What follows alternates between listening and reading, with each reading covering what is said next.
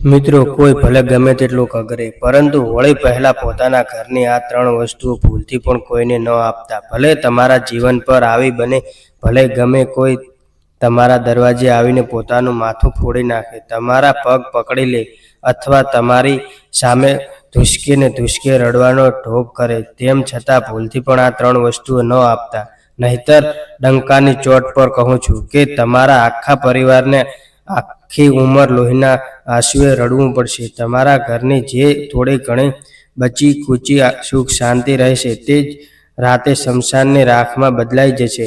તમારી બરકતને અને તમારા બાળકોના ભવિષ્યને એવી ભયાનક કાળી નજર લાગશે કે તમે આપોઆપ જમીન પર આવી જશો, રોડ પર આવી જશો અને પાઈ માટે મોહતાજ થઈ જશો. નમસ્કાર મિત્રો, સ્વાગત છે તમારું અમારી ચેનલ ગોગાની વાતોમાં એક નવા વિડીયોમાં. મિત્રો, આજે અમે તમને એવી વસ્તુ વિશે જણાવીશું કે તમારે કોઈને ન આપવી જોઈએ. મિત્રો, દુનિયા વિચારે છે કે હોળી રંગોની ખુશીઓનો અને ભાઈચારાનો તહેવાર છે. આ તે છે, પરંતુ શું તમે આ રહસ્ય જાણો છો કે જ્યોતિષ અને પ્રાચીન તંત્ર શાસ્ત્રમાં હોળીથી ઠીક પહેલા 8 દિવસોને જેમને હોળકાષ્ટ કહેવામાં આવે છે, તમને શું માનવામાં આવ્યા છે કે આ 8 દિવસ કોઈ મામૂલી દિવસ નથી હોતા. આ કાળી શક્તિઓ, અઘોરી વિદ્યાઓ, શમશાન જગાડનારાઓ અને નકારાત્મક ઉર્જાઓનું સૌથી મોટું અને સૌથી શોભખાન કેન્દ્ર છે. આ એક ભયાનક સમય છે જ્યારે હવામાં પણ જાદુટોણો, મારણ ક્રિયા, ઉચ્ચાટન અને વશીકરણ પરંતુ હોય છે. આ 8 દિવસોમાં બ્રહ્માંડના તમામ ગ્રહો પોતાની સૌથી ઉગ્ર અને ખતરનાક અવસ્થામાં હોય છે. અને જો આ ખોફનાક સમય અંતરાલમાં તમે અજાણતા પણ ઇન્સાનિયતના નાતે અથવા કોઈની મીઠી વાતમાં આવીને પોતાના ઘરની આ 7 વસ્તુઓ કોઈ બહારની વ્યક્તિને આપી દીધી, તો સમજી લેજો કે તમે તમારા જાતે તમારા આખા પરિવારની બરબાદીના મોતના વોરંટ પર સહી કરી દીધી. જો તમે આ જાણ્યા પછી તમારા અહંકાર અથવા ઉતાવળમાં જાણીને અડધી અધૂરી છોડી દેશો અથવા વચ્ચેથી જ કટ કરી દેશો, તો કાલે તમારી ફૂટેલી કિસ્મતને અથવા ભગવાનને દોષ ન દેતા. કારણ કે જે ભાગ્ય અને રહસ્યમય ઘટના તમારી સાથે ઘટવાની છે, તેનાથી પછી તમને દુનિયાની કોઈ તાકાત, કોઈ તાંત્રિક કે કોઈ ડોક્ટર નહીં બચાવી શકે. તમે તમારી જિંદગીનો એ કાળો દિવસ યાદ કરો જ્યારે તમારું ખિસ્સું બિલકુલ ખાલી હતું, ઘરમાં બાળકોને ખવડાવવા માટે રાશન ન હતું અને તમને એક નાની મદદની જરૂર હતી. તમે આશા લઈને પોતાનાઓ પાસે ગયા હતા. ત્યારે શું થયું હતું? પોતાનાએ તેમને ધૂતકારી દીધા, તમને દગો આપ્યો, તમારી પીઠમાં ખંજર ભોંક્યો. તમારા જ સગા સંબંધીઓ, જેમને તમે તમારા લોહીથી પણ વધારે માનતા હતા, તેમણે તમને ભરી મહેફિલમાં નીચા દેખાડવામાં કોઈ કસર ન છોડી. તમારી મજાક ઉડાવવામાં આવી. તમે રાતે ઉઠીને તકિયામાં મોઢું છુપાવીને રડીને ભગવાનને પૂછ્યું કે હે ઈશ્વર, આખરે મારી જ કિસ્મત આટલી ખરાબ કેમ છે? મેં કોઈને શું બગાડ્યું જે મને આટલી દર્દનાક સજા મળી રહી છે? હું તો બધાનું ભલું કરું છું, પણ મારી સાથે ખરાબ કેમ થાય છે? તમે તમારી આખી જવાની, તમારી બધી ખુશીઓ, તમારા બધા શોખ, બધું જ તમારા પરિવાર માટે એક ઝાટકામાં કુરબાન કરી દીધું. તમે પોતે ફાટેલા કપડાં પહેર્યા, પોતાના મનને માર્યું, પરંતુ પોતાનાઓ ખુશ રાખવા, પરંતુ બદલામાં તમને શું મળ્યું? ફક્ત મેણા ટેણા, અપમાન, તિરસ્કાર અને એક શોભખાન એકલતા. એવું લાગ્યું જાણે પૂરી દુનિયા તમારો કોઈ પોતાનો નથી. પરંતુ મારા સાથીઓ, હવે તમે તમારા આંસુ લૂછી લો. ગભરાશો નહીં, કારણ કે પ્રકૃતિનું પૈડું હવે ફરી ચૂક્યું છે. તમારા નવગ્રહ જે આટલા વર્ષોથી તમને રડાવી રહ્યા હતા, હવે જઈને ક્યાંક શાંત થયા છે. તમારા પિતૃ દેવતા અને સ્વયં મહાદેવ હવે જઈને તમારી તપસ્યાથી તમારા પર પ્રસન્ન થયા છે. તમારા ઘરમાં માતા લક્ષ્મીના આવવાનો, ધનના ભંડાર ભરાવાનો રસ્તો હવે ખુલી રહ્યો છે. તમારી કિસ્મતનું એક કાંટ લાગેલું તાળું છે, વર્ષોથી બંધ હતું, તે તૂટવાનું છે. પરંતુ દોસ્તો, આજ સૌથી મોટી મુસીબત છે. આ વાત તમારા એ ગદ્દાર દુશ્મનો હજમ નથી થઈ રહી. તમને તમારી પ્રગતિની ભણક લાગી ગઈ છે અને તેમની રાતની ઊંઘ ઉડી ગઈ છે. તમારી આસપાસ કેટલાક એવા આસ્તીન સાપ છે જે તમારી પાસે તો સગા બને છે, પરંતુ અંદર ને અંદર તમારી આવનારી ખુશીને સળગાવીને રાખ કરવા માંગે છે. તેઓ તમારી હસતી ખેલતી જિંદગીમાં આગ લગાવવા માંગે છે. તેઓ તમારી બરબાદી ઈચ્છે છે અને તેઓ આજ હોળકાષ્ટ અને હોળીના ભયાનક સમયનો પૂરો ફાયદો ઉઠાવશે. તેઓ એક સાજિશ હેઠળ તમારા ઘરે આવશે, બહુ મીઠી મીઠી વાતો કરશે, જૂઠો અપનાવ દેખાડશે, તમારા બાળકોને રમાડશે અને વાતોમાં તમારી ઇન્સાનિયતનો ફાયદો ઉઠાવીને તમારી પાસેથી આ 7 વસ્તુઓ માગશે, જેનાથી સીધું તમારા ઘરની લક્ષ્મી, તમારા ઘરનો રક્ષક કવચ અને મારો જીવ જેમાં જોડાયેલો છે. જો તમે વસ્તુઓ આપી દીધી તો સમજી લેજો તેમણે તમારું ભાગ્ય ચોરી લીધું. તો આખરે એ 7 વસ્તુઓ કઈ છે જે તમારા કોઈપણ કિંમતે ભલે ગમે તે થઈ જાય પોતાના ઘરની ઉંબરાથી બહાર જવા નથી દેવાની. બિલકુલ કાન ખોલીને પૂરા ધ્યાન લગાવીને સાંભળી લો. તો સાથીઓ, પહેલી વસ્તુ બિલકુલ ધ્યાનથી અને કાન ખોલીને સાંભળો. નંબર 1, તમારા ઘરની જૂની સાવરણી. સાથીઓ, આપણા શાસ્ત્રો અને વેદોમાં સાવરણીને માત્ર સાફ સફાઈ કોઈ મામૂલી વસ્તુ નહીં, પરંતુ સાક્ષાત ધનની દેવી માતા લક્ષ્મીનું સ્વરૂપ માનવામાં આવ્યું છે. સાવરણી આપણા ઘરની દરિદ્રરૂપી અલક્ષ્મીને બહાર કાઢે છે અને માતા લક્ષ્મીનો વાસ ઘરમાં સ્થિત રહે છે. પરંતુ બહુ બધા ભોળા લોકો હોળકાષ્ટના આ ભયાનક દિવસોમાં અથવા હોળીની સાફ સફાઈ કરતી વખતે અજાણતા પોતાની જૂની સાવરણી રોડ પર કચરામાં ફેંકી દેશે અથવા કોઈ માગવાવાળા ગરીબને દાનમાં આપી દેશે. ભૂલથી પણ પોતાની જિંદગીમાં આ મહાપાપ ન કરતા. સાથીઓ, હોળીની ઠીક પહેલા જૂની સાવરણી ઘરની બહાર કાઢવાનો અથવા કોઈને આપવાનો સીધો જ મતલબ છે કે તમે તમારા હાથે પોતાની જ મરજીથી માતા લક્ષ્મીનું ઘોર અપમાન કર્યું છે. તમે ધનની દેવીને ધક્કા મારીને પોતાના ઘરની બહાર હંમેશા માટે કાઢી દીધા છે.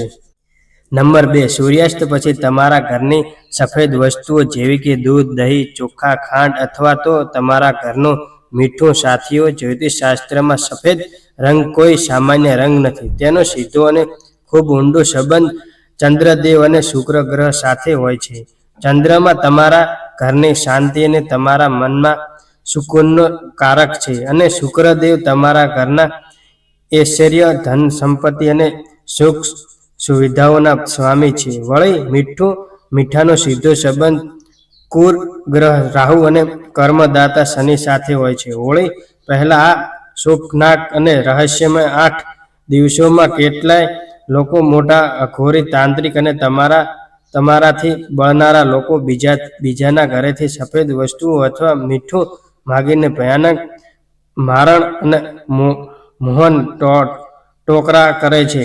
જો કોઈ સાંજના સમયે જ્યારે સૂરજ ઢળી ગયો હોય અને રાતનો અંધારો થવા લાગ્યો હોય, તે સમયે તમારા ઘરનો દરવાજો ખખડાવે અને બહુ મજબૂરીનું નાટક કરીને તમારી પાસે થોડું દૂધ, દહીં, ખાંડ કે મીઠું માંગે, તો તરત જ પોતાના બંને હાથ જોડી લેવા, બિલકુલ સાફ અને કઠોર શબ્દોથી કહી દેવું કે અમારી પાસે નથી. ભલે તે ગમે તેટલું કગરે, તેને ખાલી હાથે પાછો કાઢી દેવો. જો તમે ઇન્સાનિયતના નાતે અથવા શરમના માર્યા તમારો મીઠું કે દૂધ આ સમયે કોઈને આપી દીધું, તો કોઈ કોર કાગળ પર લખીને લઈ લો કે તમારા ઘરની બધી સકારાત્મક ઉર્જા, તમારા ઘરની બરકત, તમારા બાળકોની પ્રગતિ જે ક્ષણે તે વ્યક્તિના ઘરે જતી રહેશે અને તેનું બધું દુર્ભાગ્ય, તેની પુસ્તરાઈ અને દરિદ્રતા અને તેના ઘરની ભયાનક બીમારીઓ એક ઝાટકામાં તમારા ઘરમાં પ્રવેશ કરી જશે. તમારું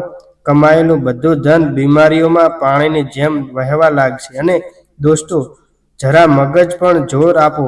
આ સમય મીઠું કે ખાંડ માગનારના કોઈ અજાણ્યા લોકો નહીં હોય. આ તમારા જ આસપાસના લોકો અથવા તો ચાલાક સંબંધીઓ હશે જે તમારા મોઢા પર તો બહુ મીઠું બોલે છે, તમને ગળે લગાવે છે, ભાઈ ભાઈ કહે છે, પરંતુ પીઠ પાછળ તમારી બરબાદીની માનતાઓ માને છે. માણસના જીવનને સૌથી કડવી અને રડાવી દે તેવી સત્ય આ જ છે નંબર 3, લોખંડનો સામાન અથવા કોઈ પણ ધારદાર વસ્તુ. જ્યોતિષ શાસ્ત્રમાં લોખંડનો અને ધારદાર હથિયારોનો સીધો સંબંધ ન્યાયના દેવતા અને કરમદાતાના શનિદેવ સાથે હોય છે. સાથે જ તેને રાહુની પ્રતીક પણ માનવામાં આવે છે. હોળકાષ્ટ અને હોળીના આ ભારે સમયમાં જો કોઈ પાડોશી અથવા સંબંધી તમારી પાસે અચાનક કાતર, ચપ્પુ, સોય, ખીલી અથવા લોખંડનું કોઈ પણ ઓજાર માગવા આવી જાય તો તેને ક્યારેય ન આપતા. હાથ જોડીને લેવા, પણ લોખંડની વસ્તુ ઘરનો ઉંબરો ઓળંગવા ન દેવી. જો તમે એવું કર્યું તો તંત્ર અનુસાર તમે તમારા ઘરના સુરક્ષા ચક્રને કાપી નાખ્યું છે. ત્યારબાદ તમારા ઘરમાં વગર કોઈ વાતે ભયંકર કલેશ શરૂ થઈ જશે. પતિ પત્ની કે જે કાલ સુધી એકબીજા પર જીવ આપતા હતા તેઓ એકબીજાના જીવન દુશ્મન બની જશે. ભાઈ ભાઈમાં, એક ઇંચ જમીનમાં માટે લોહીલુહાણ થવા લાગશે. પરિવારના કોઈ નિર્દોષ સભ્ય પર કોઈ ખોટો કોર્ટ કેસ લાગી શકે છે, અથવા તો કોઈ ભયંકર અકસ્માત, એક્સિડન્ટનો કાળો પડછાયો તમારા પરિવાર પર મંડવા લાગશે. કાતર અને ચપ્પુ જે રીતે કાપડને કાપે છે તેવી જ રીતે તે તમારા ઘરમાં સંબંધો અને તમારી બધી ખુશીઓને કાપી મૂકી દેશે. નંબર 4, તમારા પહેરેલા જૂના કપડાં અને મહિલાઓના સુહાગની નિશાની. સાથીઓ, આપણે બધા જાણીએ છીએ કે શાસ્ત્રમાં દાન કરવાને બહુ મોટું પુણ્ય માનવામાં આવે છે, પરંતુ યાદ રાખો, સમય અને કાળનું ચક્ર બહુ બળવાન હોય છે. હોળી પહેલાના આ ખોફનાક હોળકાષ્ટના દિવસોમાં પોતાના અથવા પોતાના બાળકોને પહેરેલા જૂના કપડાંનું દાન ભૂલથી પણ કોઈ ગરીબને અથવા માગવાવાળાને બિલકુલ ન કરવું. અને ખાસ કરીને ઘરની માતાઓ અને બહેનોએ પોતાનું વાપરેલું સિંદૂર, પોતાની બિંદી, પોતાની પહેરેલી બંગડી અથવા પોતાનો પરસેવાથી ભીંજાયેલો રૂમાલ કોઈ પણ અજાણ્યા અથવા શંકાસ્પદ વ્યક્તિને કે પડોશણને તો ક્યારેય ન આપવો જોઈએ. વિજ્ઞાન અને તંત્રશાસ્ત્ર બંને આ વાતને માને છે કે તમારા શરીરનો પરસેવો અને તમારા શરીરની જે ઓરા ઉર્જા હોય છે તે કપડાં અને વસ્તુઓના રેસામાં વસી જાય છે. તમારા એ છુપાયેલા દુશ્મનો જે તમારા ઘરે આવતા જતા રહે છે, તેઓ તમારા આ જ કપડાની રાહ જુએ છે. આ દુષ્ટ લોક તે કપડાને લઈ જઈને તેના પર શમશાનની રાખ, ઘુવડના પીંછા અને લીંબુ અને લવિંગનો એવો ખોફનાક ઉતારો કરશે કે તમારા હસતા ખેલતા ઘરમાં અચાનકથી કોઈ બહુ મોટી અને અસાધ્ય બીમારી આવી જશે. માણસ ખાટલો પકડી લેશે, તરફડે છે, પરંતુ મોટા ડોક્ટરોની મશીનો પણ આ નહીં પકડી શકે કે આખરે શરીરમાં બીમારી શું છે. કોઈ એવી ભયંકર અનહોની થઈ જશે કે બીમારીનો ઈલાજ કરાવતા હોસ્પિટલના લાખોના બિલ ભરતા તમારી પુશ્તરાઈની જમીન, તમારા ઘરેણાં અને તમારું ઘર પણ વેચાઈ જશે. નંબર 5, તમારા વાપરેલા જૂના જૂતા, ચંપલ. આપણા વેદો અને જ્યોતિષ શાસ્ત્ર અનુસાર આપણા પગમાં શનિ અને રાહુનો વાસ માનવામાં આવે છે. તમારા જે જૂતા, ચંપલ છે તે ફક્ત ચામડા કે રબરના ટુકડા નથી, તે તમારા જીવનનો આખો સંઘર્ષ, તમારી દોડધામ, તમારા પગના ફોલ્લા અને તમારી મહેનતનો પરસેવો પોતાની અંદર શોષી લે છે.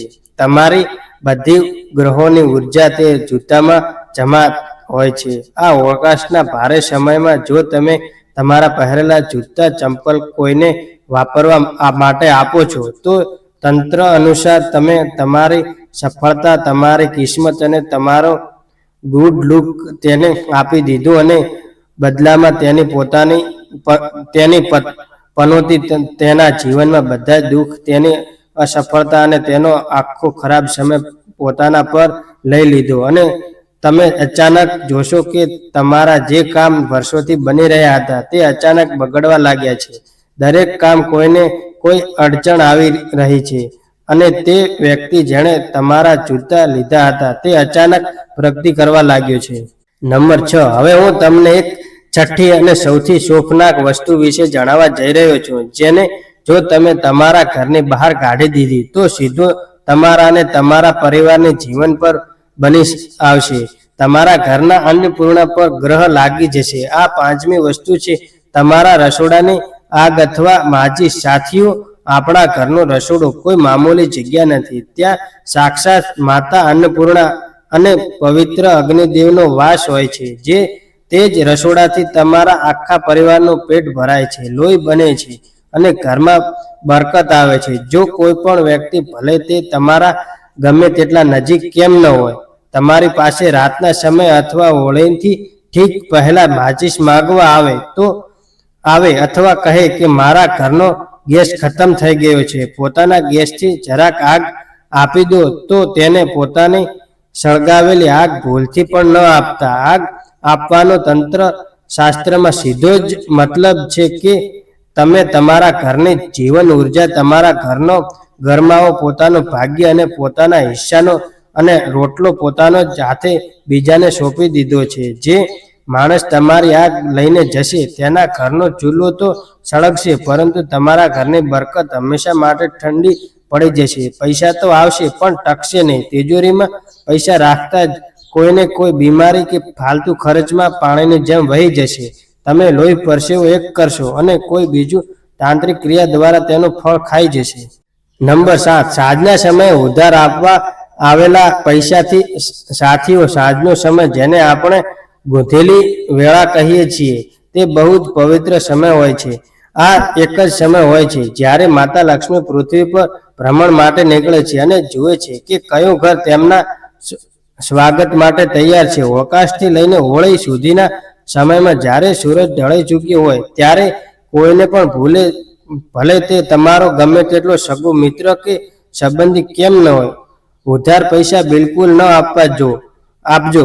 સામેવાળો તમારી આગળ કરગરી રહ્યો હોય, રડી રહ્યો હોય, ત્યારે પણ પોતાનું દિલ પથ્થર કરી લેવું અને તેને સવારે આવતા જ કહેવું. જો તમે લાગણીઓમાં વહીને અંધારના સમયે પોતાના પૈસા કાઢીને આપી દીધા તો લક્ષ્મી રિસાઈને ચાલી જશે. અને માણસની સૌથી કડવી ફિતર સાંભળો, તમે તમારું પેટ કાપીને તેની મદદ કરશો, પરંતુ જ્યારે તમે તમારા પૈસા તેની પાસે પાછા માંગશો તો તે તમને આંખો બતાવશે. તે તમારો સૌથી મોટો દુશ્મન બની જશે. તમારે તમારા જ પૈસા માટે તેની આગળ ભિખારીની જેમ હાથ ફેલાવવા પડશે અને તે તમારા ફોન પર ઉપાડવાનું બંધ કરી દેશે. તે પૈસા પાછા ક્યારે નહીં આપે અને તે પૈસાની સાથે સાથે તમારા ઘરમાં હંમેશા માટે દરિદ્રતાનો વાસ થઈ જશે. સાથીઓ, હવે બિલકુલ ધ્યાનથી સાંભળો કે આ દિવસોમાં તમારે બીજી કઈ સાવધાની રાખવાની છે. રાતના સમયે કોઈ પણ 4 રસ્તાની વચ્ચે ન પસાર થવું. હોળીના દિવસે 4 રસ્તા ઉપર ઉતારા કરવામાં આવે છે. જો ત્યાં કોઈ લીંબુ, લવિંગ, સિંદૂર કે રાખ પડી હોય તો તેના પર ભૂલથી પણ પગ ન રાખો. આ દિવસોમાં કોઈ પણ બહારની વ્યક્તિ અથવા એવી સંબંધી જેની સાથે તમારી અણબનાવ હોય છે, જો તેમને કોઈ સફેદ મીઠાઈ જેવી કે બરફી કે પેડા આપે તો તેને બિલકુલ ના ખાઓ. ઘરની મહિલાઓ સૂર્યાસ્ત પછી પોતાના વાળ ખુલ્લા રાખીને બહાર ન નીકળે અને તે ન તો છત પર જાય. નકારાત્મક શક્તિઓ ખુલ્લા વાળ તરફ બહુ જ જલ્દી આકર્ષિત થાય છે. મારા સાથીઓ, હું તમને ડરાવી નથી રહ્યો, પરંતુ એક મોટા ભાઈની જેમ તમને સાવધાન કરી રહ્યો છું. આ દુનિયા હું જાલિમ છે. તમે બધાનું ભલું કરો છો, પરંતુ લોકો તમારો ખરાબ કરવાની તાકમાં બેઠા છે. આ બધા બચવાનો એક અચૂક અને રામબાણ ઉપાય સાંભળી લો. આજથી જ રોજ સાંજે પોતાના ઘરના મુખ્ય દ્વાર પર સરસવના તેલનો એક દીવો જરૂર પ્રગટાવો અને દીવામાં આખા 2 લવિંગ નાખી દો. આ લવિંગ અને દીવો તમારા ઘરને ચારે બાજુ એક એવું અગ્નિ કવચ બનાવી દેશે કે દુનિયાનો મોટામાં મોટો તાંત્રિક પણ તમારા ઘર તરફ આંખ ઉઠાવીને નહીં જોઈ શકે.